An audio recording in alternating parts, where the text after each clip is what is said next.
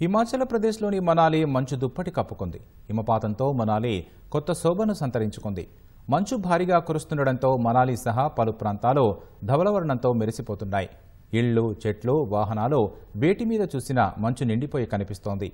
హిమపాతం కారణంగా పలు ప్రాంతాలు శ్వేతవర్ణ శోభితంగా దర్శనమిస్తున్నాయి. ఆ ప్రాంతాలను చూసేందుకు పర్యాటకులు భారీగా తరలివస్తున్నారు. అక్కడి సుందరమైన దృశ్యాలు పర్యాటకులను అమితంగా ఆకట్టుకుంటున్నాయి.